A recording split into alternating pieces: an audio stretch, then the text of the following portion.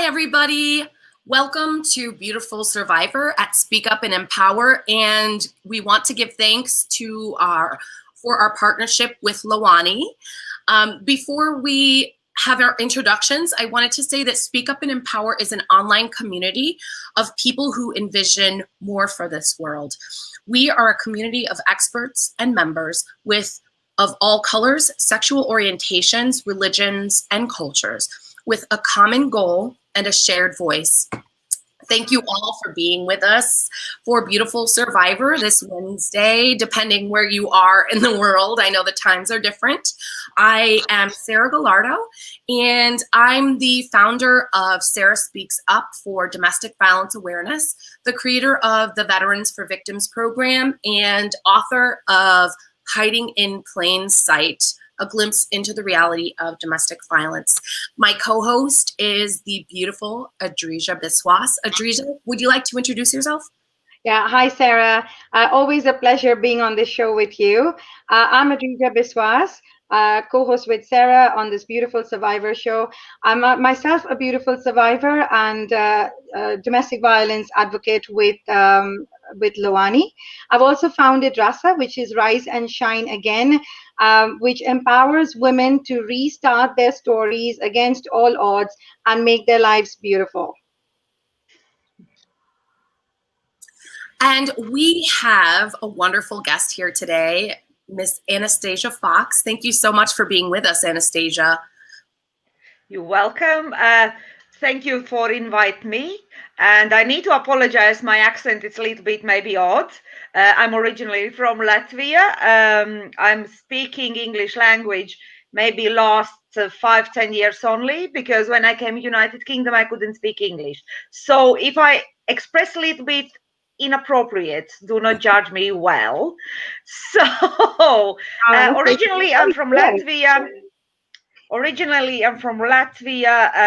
Born in a Soviet Union occupation time, when domestic violence was normality. I'm huge advocate as well, and now working in Midlands in the United Kingdom, particular over the COVID time with the Latvian community to support overcome the domestic violence, which is high numbers now. Generally, I'm working with the multicultural contents and events to break the boundaries between the cultures and integrate in a new society without no boundaries. That's wonderful. Thank you so much for the work that you do. And you know, your accent is perfect, so don't worry about it. We're all going to love hearing your story. So I mean, this is amazing, Anastasia. Yeah, thank you. That's brilliant. Well, before we went live, you were talking about how you basically moved to the UK from Latvia, not really even knowing English at all. So I think you're doing pretty great. Thank you. I take this really as a big compliment, because it is challenging. Came in a country where you don't have no one, and when you don't have no understanding single word. But there is a little bit background story why I was so determined. Yeah, so definitely, we're really interested to hear your story. I know we chatted a little bit before we went live here, and you touched a bit on a couple things, but you know, let's talk about your childhood and the things that you experienced as a girl, and maybe take us through your story and how that might have affected your life moving forward. Okay. I'm born, as I mentioned, in Latvia when was Soviet occupation time, and my mother as well, it's Latvian, where her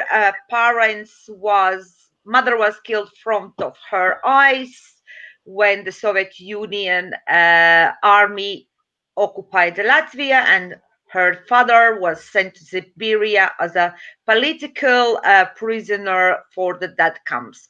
And his return, I think, some kind of end of the 60s. So start of my story actually is from my mother, which wasn't detected with the mental health illness, where her trauma what she saw in a 4 years old went through the whole life. And I became some kind of shame and blame subject when I came in this life. And those days in the Soviet Union time, police, or those days called militia in Russian language, there wasn't some kind of classification that there is domestic violence. So in a Russian language, even there are saying that if you don't beat your wife, you do not love your wife. So that's the small insight, the cultural background, how it happened, where everything what happened behind the closed doors, it's your issue, deal how you want, nobody there will be involved. Nevertheless, there it's another issue where was quite huge numbers of the alcohol, and of course after Second World War so many men was stay in a death camps, or they how can I say, was killed in a war. In Latvia there was state when for one man was 10 women. So which shows that women take anything to just have a man next to her. I think that was one of the biggest cultural turnovers where domestic violence became as a normality. And yeah, and I don't know what is mother love. I don't know what is family. I think still now actually on my own, where it's mother's care or father's care, because that was completely different. And from one hand, I was really lucky that I didn't turn in a wrong crowd. And 3-4 years old, I was some kind of lead to sport, gymnastics particular, and ballet, where in the 1980 Moscow Olympic Games, I became Olympic athlete in gymnastics as well as a representative of Soviet Union Olympic team. So, and that's the turning point when I now, doesn't matter how this abuse was, lead me in a really good things. I learned discipline, I learned competitive mindset in some sense, and the same time goal setting and achieving. And going through the really early childhood, trainings was my treatment actually to do not go home, and that's the why most of the time I was in training camps, in gyms, in what else, and doesn't matter which kind of achievements I achieved, because there was competitions on a weekly basis, in a monthly basis, because you cannot straight away jump in an Olympic team. There is many layers. And what else I was achieve, I never was good enough. What else I come back without first place, I was beating blue and black, blaming, shaming. I couldn't talk with no one till 3 years ago that actually I was part of Olympic Games, because I was always shamed and blamed because I wasn't first 10 in Olympic Games. So I'm put the shame on my family. The violence was in a stage where I was stalked by my stepdad, sexually, mentally abused in a whole childhood time when I was at home. And for this reason, in a young age, abuse for me was normality. That was some kind of expression of the love. And be honest to myself now, and looking back, I can clearly see that so many relationship was passed wrong way, because my understanding of the relationship and love and actually what is family was completely from wrong perspective and wrong experiences. And this is how I make decisions. Better stay alone than alone than with someone, because it's better I do not be hurt again. So this is the basic of the childhood experience, where in a 13 years old I ran away from home, start working in hospitals in a night shifts to clean theaters after surgeries, and that was became my passion to help others, because I think there was one stage when I understood what else I see at home, that is definitely what never will be in my family. And I do everything what is in my power to actually help and support anyone which get into some kind of trouble. Doesn't matter. This is medical, this is physical, this is moral. And always I get in a wrong way because I give everything away for others and always forgot about myself until 5 years ago. So this is the short story of childhood.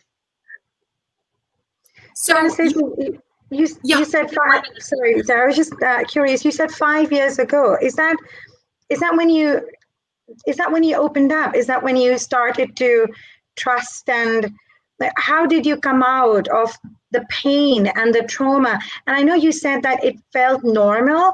And I know a lot of people that probably go through abuse, they're so used to it that they feel that it's just part of their life. And then their children witness it. So they feel, well, mom and dad were like that. So maybe that's how I need to live my life. And it takes them a lot of understanding and a lot of experience to then break out of that cycle and then be able to say, no, this was completely wrong. And I know you mentioned that when you were cleaning the theaters, that's when you probably realized that what's going on is not right. But when did you realize? How did you come out of it? And what made you change your perspective? There was episode when I was 7 or 8 years old where was severe episode in a household where my stepdad beat my mother so badly that she was on the floor. And I remember I was thought in at that moment the time she's dead, and he turned to me and he said, if you even open the mouth, I will kill you too. That moment at the time, my mental and physical pain resistance completely how they call I divide my physical and mental pain where I'm actually close them. Medically, this call I'm suppressed the feelings of the any pain. And 5 years ago, I lost my dream job, which I love in a bit still now. I used to working here in United Kingdom, high security mental health hospital as a therapist. And there was unfair dismissal, which then I go through the employment tribunal where I was approved that it's nothing to be dismissed from the job. And first time I start feel a little bit not right, and GP gave me first time in a life medication which bring me back in my body, feeling of the pain, mental and physical, which I didn't felt from 7 or 8 years old. And that was kick me in a stage where over the night I understand I cannot step out of the bed, because due the sport, due the work, due the lifetime which I went through, I used to live in 7 different countries. I never was on a one place. I always travel. I always done something. I dancing. I coaching. What else? Call it. Never in a one place. Over this more than 35, 40 years, actually, I completely damaged all my joints. And 5 years ago, I was left for more than 2 years on a bed band. It means I cannot step out of the bed. I was at home alone. I didn't have a partner. And in a 2.5 years, when you are in a bed and when you understand you don't want to do, you cannot anymore do anything because of the pain, and then go through all the medical examinations to understand what can be done, what cannot be done. And there was a situation where I didn't qualify for replacements because by the age gap I was too young. I need to fight about that. And there, in 2017, actually, there was breaking point where I thought in November set aside myself, where I want to take my life away. And then my daughter, which is 25 years old, she sent me one book which I study in Moscow in psychology from professor, which signed me in this book that saying, Anastasia, you are incredibly powerful woman. Use the power to change the lives. And next day, I put myself together. I start use the techniques which I done when I was athlete. In a 21-day time, I was out of the bed. Wow. The big force to doctors to get my hip and shoulder replacements so I can get back on the feet, and my knee replacements will be done, but they clean specially, did the special treatments so I actually can start move again. And 2018 my surgery took place in the 7th July. Now it's 2 years, and in 2 years time, Andrea, you know, last year 11 September already there was I know. Amazing. Yeah. And Sarah, we'll talk about it. But I just didn't want to interrupt the flow. There's amazing work that Anastasia did last year, and I was very proud to be part of it. So it was her way of giving back to society. But I'll let you talk about that, Anastasia. I know, Sarah, you had a question for Anastasia, and I didn't mean to interrupt. Okay, we're all chatting away here, ladies. No. Go out with a question. That is interesting. Well, so I want to say, I actually, a lot of what you're saying resonates with me. I experienced sexual abuse as a child between the ages of 8 to the age of 13 years old. And I understand completely. What you were talking about is something like disassociation or detachment from your body, which I know I experienced as well, especially when, you know, that abuse was taking place. And as a child, when you learn, we didn't learn it as a technique. It was a way to survive. And I'm sure you, as well as I, didn't really know that's what we were doing at the time. But I used to actually imagine myself as a tiny spider. And when bad things were happening to me, I would go into the corner of the ceiling and I would weave a little web and I would hang out there and I would just look at the corner. I would not turn around and look at what was happening in the room. But further Sarah, in my life, I went through the same thing as you did with the medication as well. And that it hits us like a freight train. Yeah. Because throughout our whole lives, we've just, you know, I'm not saying that disassociation is the right thing to do, but it feels good not to experience that emotional pain. Yeah. Because that's the only way we could move forward throughout the rest of our adult lives.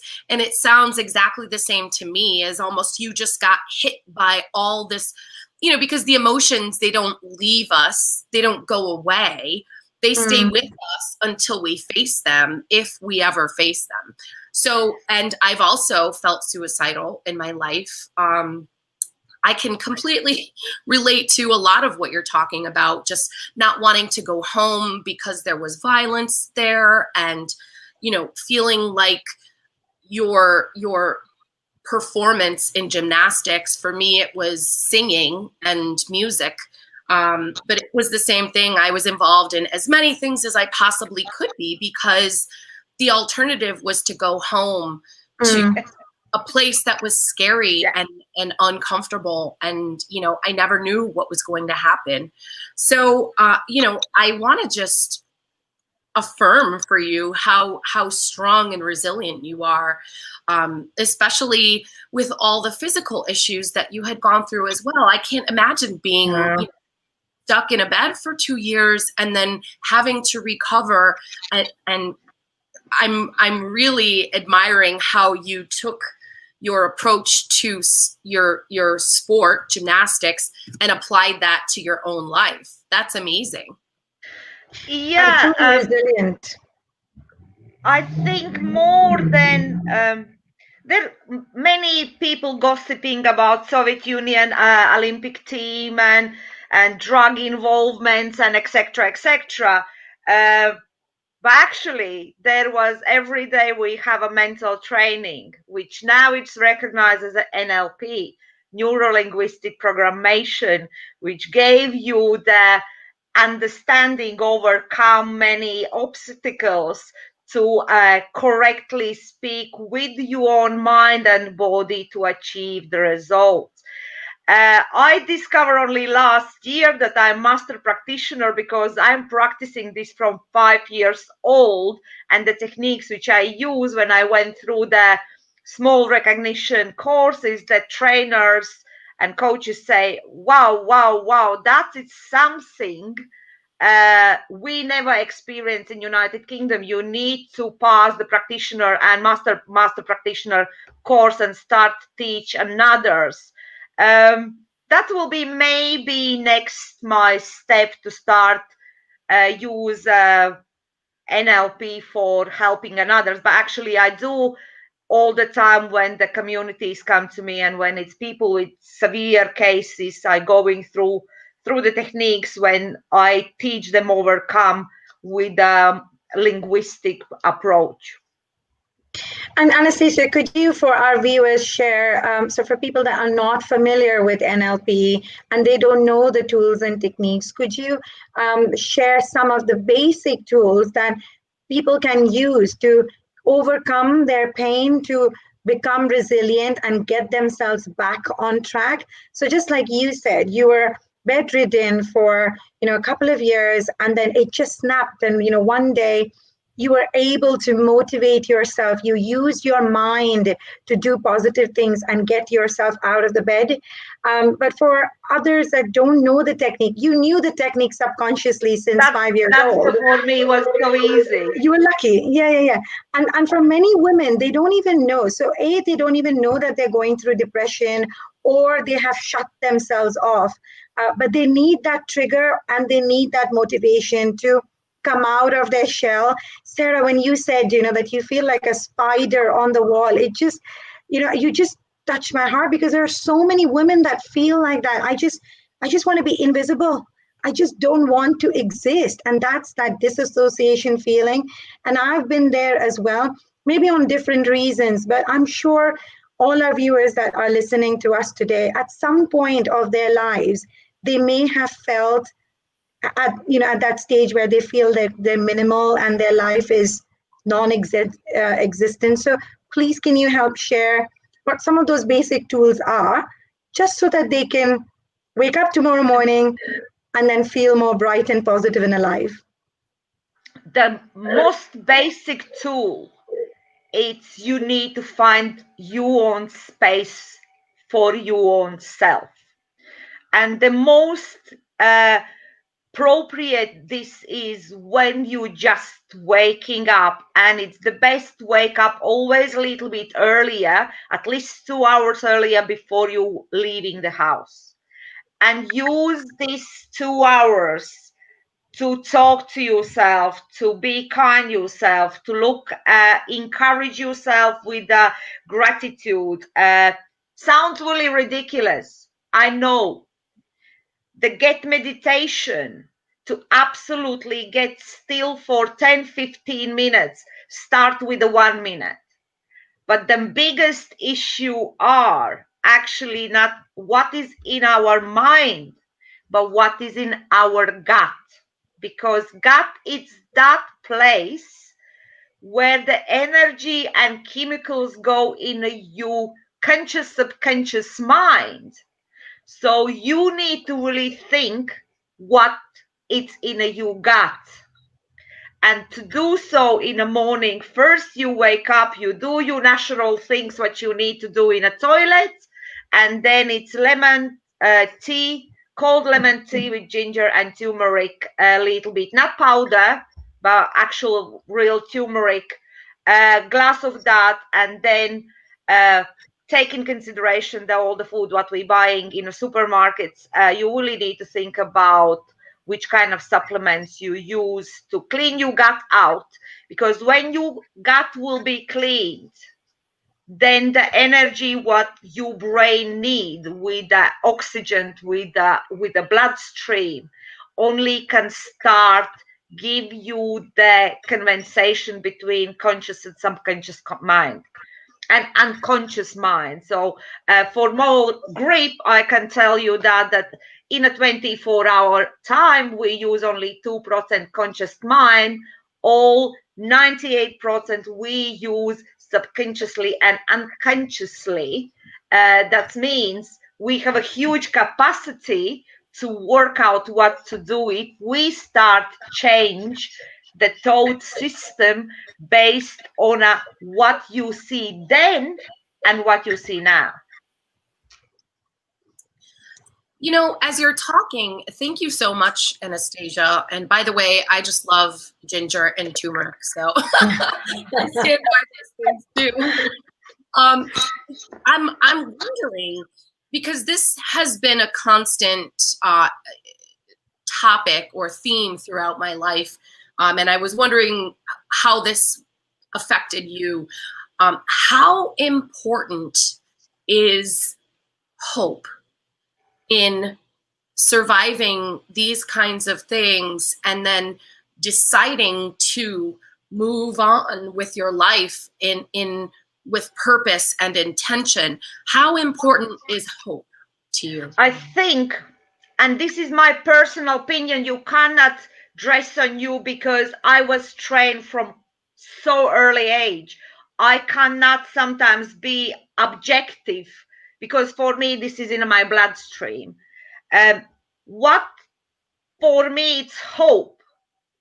This is the target where I want to achieve. So if you, this is simple way, you have a car, you want to drive somewhere else, doesn't matter if in your car there it's not diesel or petrol, so or I don't know how it's in America called, but you understand, yeah, gasoline, gas. You actually, the car cannot even start. So gut is the chamber where the gas needs to be, or petrol, or that needs to be correct.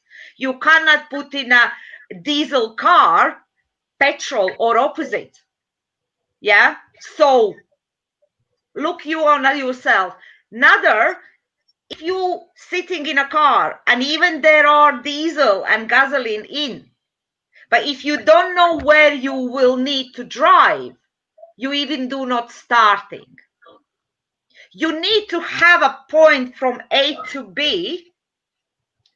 When you see the point B where to need to be achieved, then you need to work which junctions you need to take to get there. There always will be obstacles, but that doesn't mean that it's not another road. You know, it sounds to me, and I can hear throughout your whole story the structure and your training and the way that has continued to serve you throughout your life, no matter what you were intending to do.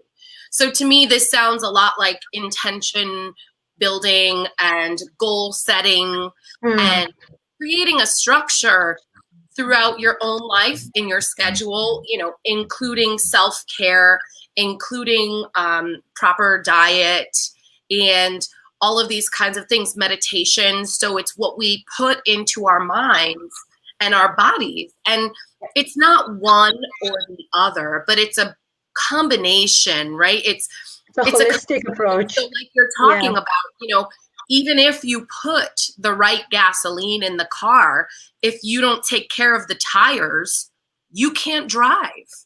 right? So, Yeah, this is what we exactly. put in our bodies, and especially because you talked about all the surgeries that you have had to go through, and possibly some, in the future that you still might, and that's more maintenance of your physical self, which because I did this maintenance for 35 years. So right. this is the same. I love explanation about the car, because we all know how the car working. Right. Your body is the same car.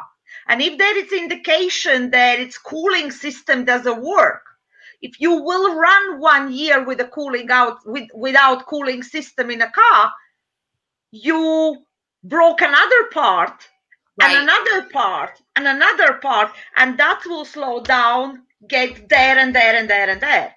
But always you can repair. How you can repair, this is the moment where you need to be connected with your own body and with yourself in times when you are meditating, where you assess how your body feel, how your heart area feel, how your bottom area feel, how your shoulders feel, how your hair, how your mouth, how your teeth, how you feeling there. Are there something which maybe not so comfortable? So if there is not something comfortable, what I can do to get back in a comfortable? There is many things. There it's medical reasons. There can be just the feelings because you are beaten so much and you have all the time feeling of the blood in you. That it's mental remembering memories which you cannot let go. To let go them, you need to revisit that situation and think where I am now and where I was then. What I can see now from moment when I was in that situation. Did I'm the same, and which kind of experience I have over that years after that particular episode. And then try to, with the different kind of techniques, either short them, either change the colors, either overlook, but most important, with the time, start reevaluate your life values, which you observe in an age between 0 to 7. Did that values now serve to you, or they need to be changed? Because more or less we all do the same circles, and because we do not learn from it, we have the same values before and we do again the same mistake. So we need to reassess the values we live with. Are these serving in your life by the your purpose? It's connecting with the heart, body, and our soul as well, Anastasia, isn't it? That yes, we have the determination, we have the goal, we have the hope that we want to go somewhere, and we do it. We have the attitude. So you have to have the action to make it happen, but also connect it all with your soul. So you feel that you've got that spirit alive and look after yourself. I mean, I remember every time if I'm not feeling very happy, I'll tend to eat. And then I get depressed. Oh, why did I eat so much? And then I'll eat more because I've just got depressed. And I think it just goes into a spiral, doesn't it? If you don't look after yourself, and that goes back to your subconscious mind. We need to train our subconscious mind to know what we actually want. No, it was really amazing hearing from you. Yeah. We're talking too about, there's this theme of cycles, right? Yes. So as children, we go through a cycle of development, a cycle of learning, a cycle of social interactions. And then when we grow throughout time, some of those cycles can be positive and some of those cycles can be negative and harmful. And so I think part of it too is reassessing. Is this serving me in my adulthood? Is this pertinent? Is this information the platform was healthy on which I should continue to build my life? And I know I want to say all survivors, especially survivors of abuse, we tend to get into these cycles where we don't have self-esteem, we don't have self-worth, we don't do self-care because we don't think that we deserve the love and attention. And we almost, and I say this to many of my clients, I tell them, don't pick up where your abuser has left off. Don't become, so if you are now away from your abusive person, whether you were a child, they were an adult, that was your spouse, and you were in an adult relationship, once you move away from that abusive person, don't continue to do those abusive things to yourself while they're gone, because that's a time when we can reassess and concentrate on healing ourselves. But because we learn those cycles all along, we reapply them, and then we find ourselves still unhappy, still in pain, still in sickness and disease. I think it's really easy to start to reassess, in my personal opinion, when you start understand simplicity of the child development. And the simplicity is absolutely amazing. 0 to 7, child is sponge.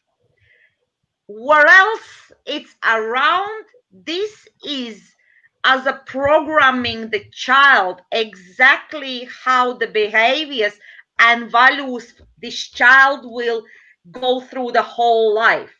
Any single decision which you make now, it's based on that time and that values you learn from 0 to 7. I call sponge time. And you know the carton with the sponge, I always say, okay, that is from 0 to 7. So another, it's push time. And that is from 7 till to 60, 70 years old, called the teenager time. Why it's push time? Because what we learn between the 0 to 7, child now do the experiment, how far I can push the boundary and what I can achieve from it. And then from 70 to 21, I know everything. Now I observe in a sponge time, I push the water as much as out from the sponge. Now I know everything. And that is between 7 to 21, 25, depends which kind of people around you have. So these 3 stages, if you understand, it's much easier now than looking back and start change this perspective and these values, because you understand from 0 to 7 you observe everything what you saw, there is no filter, none. And then from 7 you do everything to get away or try how that what you observe now work in a reality. And this is depends again which kind of crowd you have around, which kind of decisions you make, which kind of family disciplines, because I think we always forget in a particular last 20 years that discipline is really important in any childhood life. But that doesn't mean beating, that doesn't mean abusive, but discipline of the routines in a caring and loving approach. It's really helpful, because the routine, we are animals which live on a routine.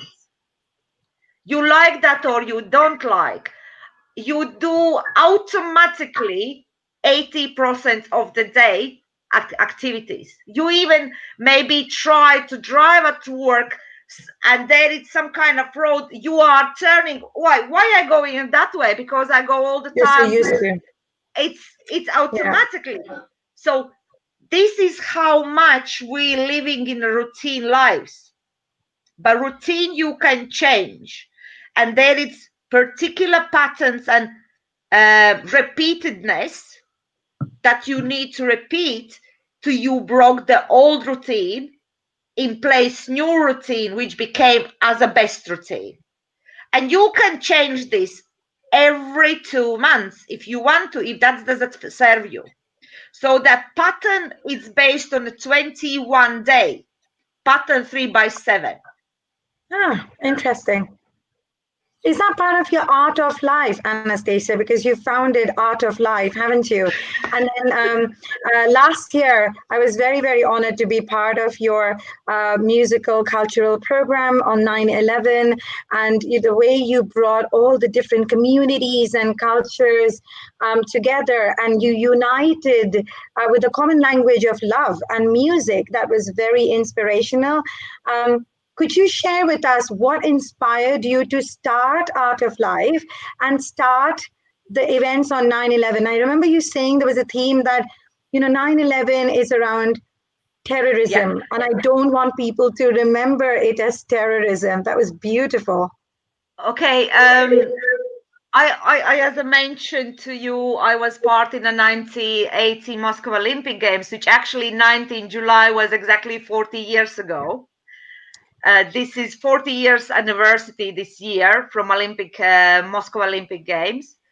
And that was start from that event when was closure ceremony, and when we left up the Big Bear, and in that 10 minutes time, when Mishka go up with a huge 40 or 50 balloons, doesn't matter which color you have, doesn't matter which language you have, everyone cried. There was non person, even police, tough guys, they have tears in eyes. This was my breaking point when I understand you take the skin off, you take the tongue off, we are everyone the same. Yeah? It's beautiful. Yeah. Everyone the same. 11th September, it's a little bit, you say 9/11. I always against that, but there is different reasons. 11th September is my name day by the Latvian calendar. And during living in a United Kingdom, I never can have opportunities to celebrate, because here you do not celebrate that kind of celebration as a name day. Top of that, one in Latvia, when I used to live in Latvia, in that year, my really close friend was American ambassador, and his parents was in these two towers. They survived, thank you God. And after 2 years, 2.5 years being in a bed where different kind of culture, nurses and professionals came and support me, I think I need to do something 11 September, because I don't want to 9/11. There it's no 9/11, it's 11 September. Why we one day in a year, because of one event, make so dark? Shall we twist back in a celebration mood and bring as much as possible communities together, which I remember from Moscow Olympic Games. So that was some kind of all together. And now in 11 September will be my first book out called Art of Life. Yeah. And I think Art of Life is this, right? Like, you may have a bad event and you may have trauma and you may have ups and downs in your life, but you come out of it and you learn from those pains and you become more stronger, and then you celebrate that strength that you get. I think that's part of the theme that you have out of the 11th September theme, and which you bring forward in Art of Life. Yeah. After the 11th September last year, became so many requests to join in Asian community with the Latvian dance groups and choirs, and then we did 11 January Russian New Year, where nobody know even that Russian have a separate New Year and separate Christmas. We know the Chinese New Year. We know the Asian and Muslim, all the celebrations. But Russian is the biggest country in the world, and we don't know they have a separate New Year and difference. It's just to we start to understand, not because politics. I don't care about the political backgrounds. We cannot do there nothing. But human being, we are everyone the same. And we have our own celebrations. We need to embrace that, each other. So, and that's why I said to you that day, I say, I don't like 9/11. That's it. Why you choose the wrong around? It's 11 September. And I will approve that in a that day, come cultures together and can show that it's no terrorism. Even they don't like each other, but they don't like each other because they do not communicate each other. You know, as someone from the United States, I have to commend everything that you're saying. I think worldwide people are aware of what's happening here and the social unrest that's happening. Yeah. We still have active riots, and this is a really scary time, you know, especially for someone with PTSD. You know, having an invisible enemy such as the coronavirus, then having all of this social and political unrest here in our country, you know, it's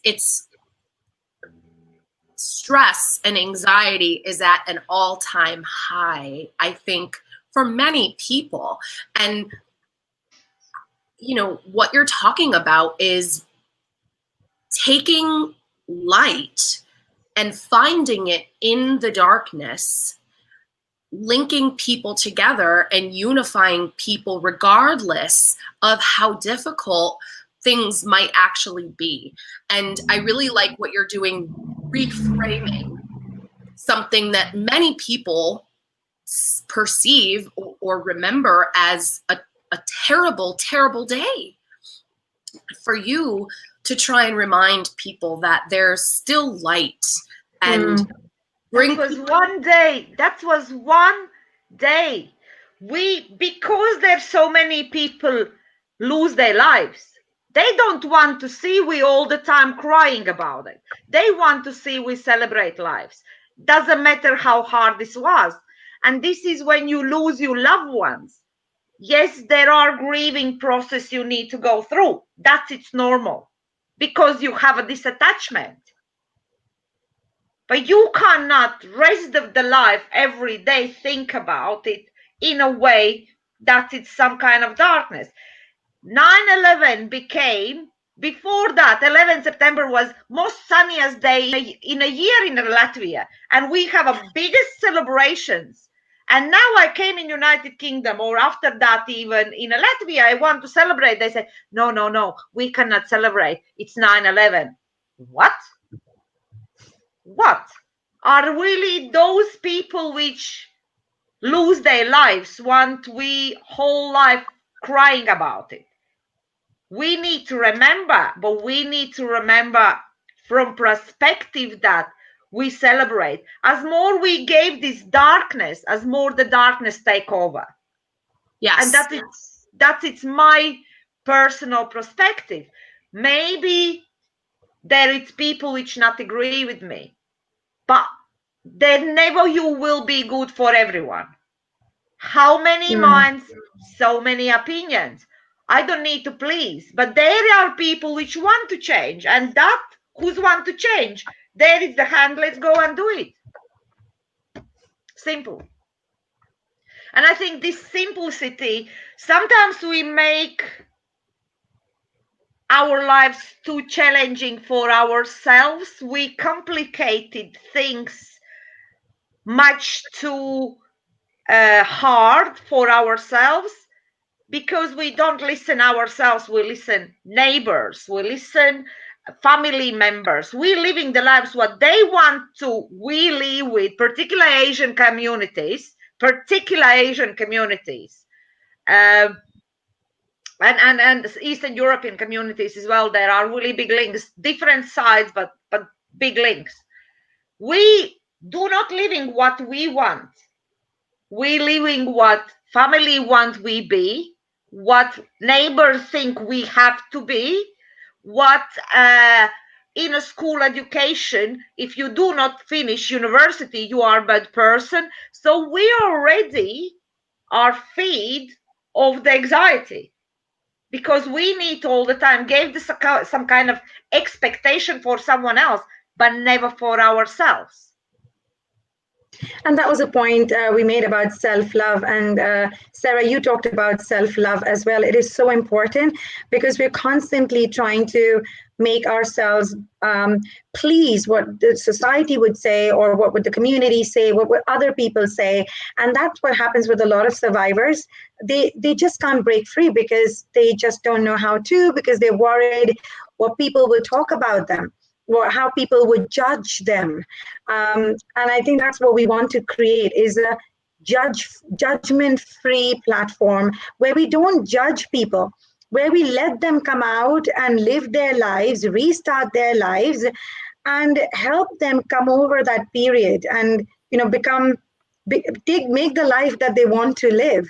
But sadly, I think a lot of women, children, they still feel very captivated, and they still feel, I can't get out because I just don't know what people will talk about us. And as you said, Anastasia, if we turn and reflect inwards and say, well, what is it that I want? What is it that would make me happy? What do I need to feed my soul? What do I need to feed my gut to get that, to get that positivity out? Sarah, you talked about bringing the light to the darkness. And I think that's a really important message for our viewers to take away, that there will be challenges, there will be people judging you, but it doesn't matter. We can all rise above those judgments and do what we want to do. See, I always said one thing: people judge you because they don't want you to succeed. That's true. Your best friend say, do not do it, not because it's careless, but because he's scared you will succeed better than him, or he do not have power inside himself to do for himself. So, and this is the mirror perspective. The people do not like something in you what they don't like in themselves. And if that's come out, then get angriness out. And that's its part of aggression and judgment, because they know actually she's right. Why I didn't do it for myself? I always Sorry, go ahead. I always thinking that what actually you need to take in consideration by socializing, that you need to accept people. That's fine, but you cannot always take in consideration another people's opinion about you, because their opinion in based on their experience and their values, which they never walk in your own shoes. So they cannot give anything about it.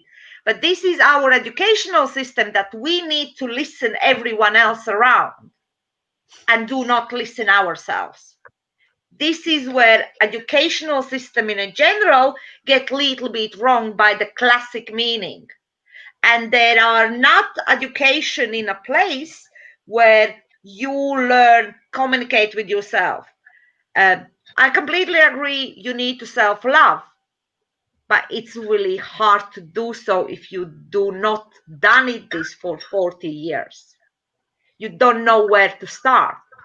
And the big word of love, it's scary. Start from small. What can I do to I feel comfortable? What can I do to I do what I like or what I'm passionate about it? And then the love about yourself, that became slower. When you start scream, you need to love yourself, the people majority, wow, wow, wow, wow, what is love? I don't know what is love. You know, I really connect with that because I remember when I first started the healing journey that I'm still on. But my one of my therapists was talking to me about, you know, you have to be lighthearted with yourself. You have to go have fun. You have to, you know, and he kept saying lighthearted and fun. And I actually had an anxiety attack because that was so counterintuitive to me. I thought everything had to be hard. Everything I had to suffer in order for it to be good or right. I thought that I don't get to have fun. That fun is frivolous and I can't afford frivolity. You know, and so what happened though was that I was creating this life that I was not happy to wake up to. And I wasn't even being actively abused anymore, but it was my thought about what life is supposed to be like and realizing that actually doesn't have to be full of suffering and difficulties, that I can design it to be happy and fun and lighthearted and free. Absolutely. So yeah, some of these ideas, and you're right, because thinking about self-love, you know, it's easy for us to say, well, love yourself. What does that mean? What does that look like? Well, you know, what is love? You never know what is love. You don't have experience, and someone say, oh, you will be fine, you just need to love yourself, and you, what? Yeah. So what is love? Yeah. And that's make you even more people anxiety, and you're completely right, because this is language which you do not understand. People Right. need to language what they understand for beginning, and sometimes that can be really harsh and really painful language, but that's when you start see yourself actually how you see the life, what Right. is based on it. And if these harsh words do not like to yourself anymore, that means they don't serve to you anymore. If they don't serve to you anymore, you need to start digging deeper at what serves to you, what you need to do, how you achieve the goals, where you need to go, what make you feel comfort. Start with the comfortable, and then what you like, what you love when you became the passion. That's its journey. I have a dark days as well. I do not say that I'm white and fluffy now. Oh no. Oh no. I have my therapists right now. I have 2 therapists. so it comes and goes, and you need to learn to live with. And that's not something which you can come over. I'm agree. But you never ever will forget, because in your subconscious mind that experience will always be there. It's only now how you consciously start rephrase that and learn from that. So the post-traumatic stress disorder, that's its disease, if I can say, which is it's not treatable. You learn how to live with, how to talk to yourself, and how to understand. 5 years ago, if someone say, Anastasia, you have post-traumatic stress disorder, I say, are you crazy? I'm working in a high security mental health hospital, and you want to say I have a mental illness? You're joking about me. And only then, when I broke down, I understand actually that I even do not recognize over these whole years that I went through the child sexual abuse, child physical and mental abuse. I think that's its normality, family love, expression of the love.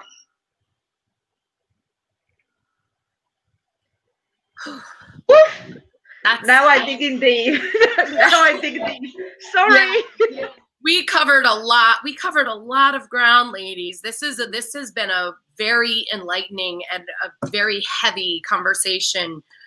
You know, we're about to wrap up here, approaching our hour's time. And so, Anastasia, could you give us a little detail? If people want to follow you or reach out to you, how can they do that? Okay, I have a lot of social media.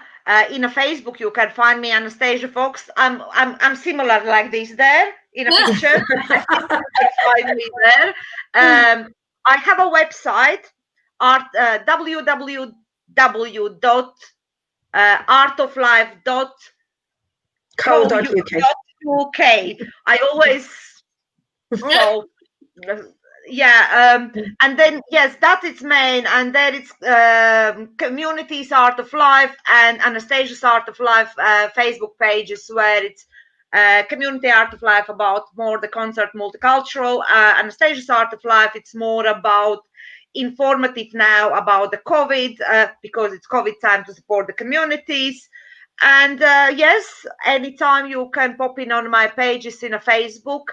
I'm not really big user of the another social medias yet, because I have only 2 arms and I have 4 pages. So Understandable. yeah.